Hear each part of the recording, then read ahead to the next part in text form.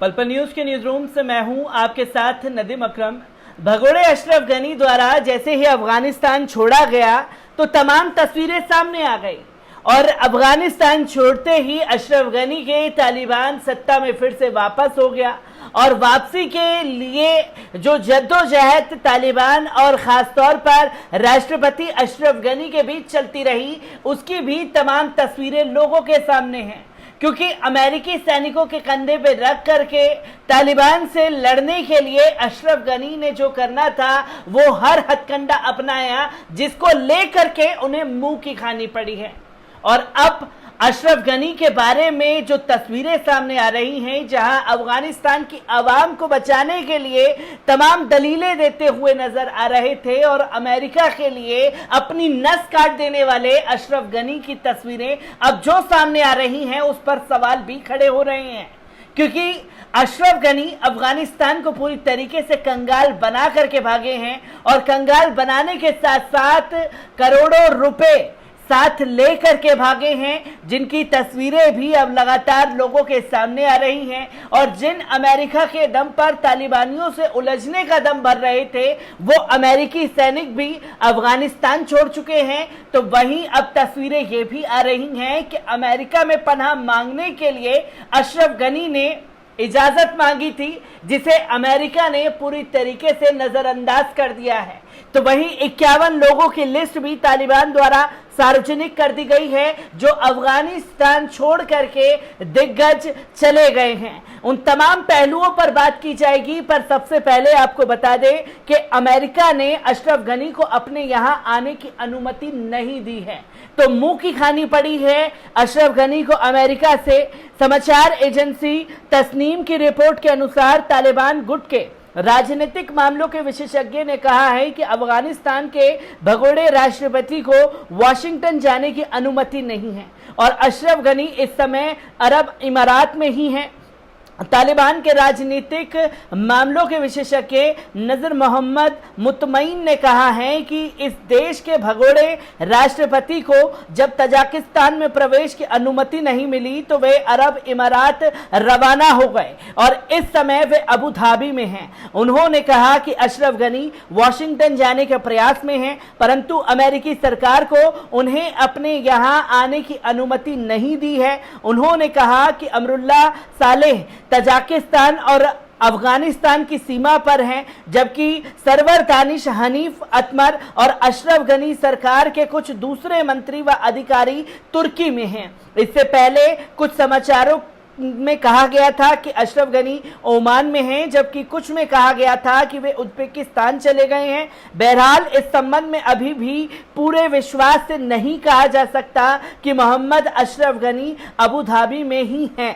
ये तस्वीरें भी लगातार सामने आ गई हैं, पर जो करोड़ों का रुपए अफगानिस्तानियों को लेकर के अशरफ गनी भागे हैं वो भी लोगों के सामने आ चुका है, जिसमें कई दिग्गजों ने भी अफगानिस्तान छोड़ दिया है। आपको बता दें कि अफगानिस्तान के राष्ट्रपति अशरफ गनी तालिबान की वापसी के बाद युद्धग्रस्त मुल्क को छोड़कर भाग गए। गनी राजधानी काबुल से रूस के एक विशेष विमान के जरिए तजाकिस्तान की राजधानी दुशांबे पहुंचे, मगर तजाकिस्तान सरकार ने उन्हें लैंडिंग की अनुमति नहीं दी। इसके बाद अफगानिस्तान राष्ट्रपति ने खाड़ी का रुख किया।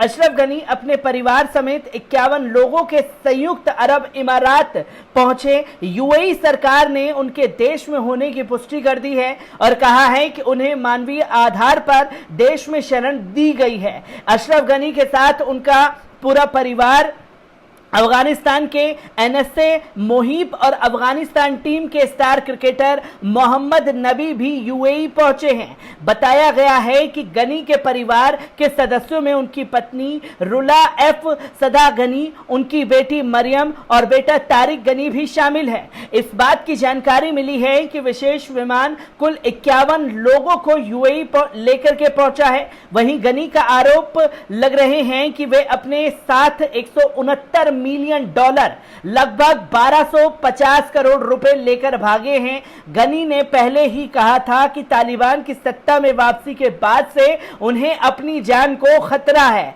वहीं गनी ने बुधवार को देर रात अपने फेसबुक पेज पर एक वीडियो पोस्ट किया जिससे यह पुष्टि हो गई कि वे संयुक्त अरब इमारात में हैं। अशरफ गनी ने काबुल छोड़कर भागने के अपने फैसले का बचाव किया है। उन्होंने कहा कि खून खराबा रोकने का यही एक रास्ता था। वहीं अफगानी राष्ट्रपति ने अप्रत्यक्ष तौर पर तजाकिस्तान में अफगानिस्तान के राजदूत के उन आरोपों को भी खारिज करने की कोशिश की। उन्होंने राजकोष से 169 बिलियन डॉलर चोरी किए हैं। ये तस्वीरें लगभग सामने आ गई हैं। तो वहीं 51 लोगों की लिस्ट भी सामने आई है जो कि अफगानिस्तान छोड़ करके अशरफ गनी के साथ यूएई पहुंचे हैं। उन तमाम लोगों के नाम भी आपके सामने रखने जा रहा हूं जिस पर तस्वीरें बिल्कुल क्लियर हो चुकी हैं। ये लिस्ट देख रहे हैं। इस लिस्ट के जरिए आपको बता दें कि कौन कौन लोग जो हैं अफगानिस्तान छोड़ करके अशरफ गनी के साथ गए हैं, जिसमें शमी खान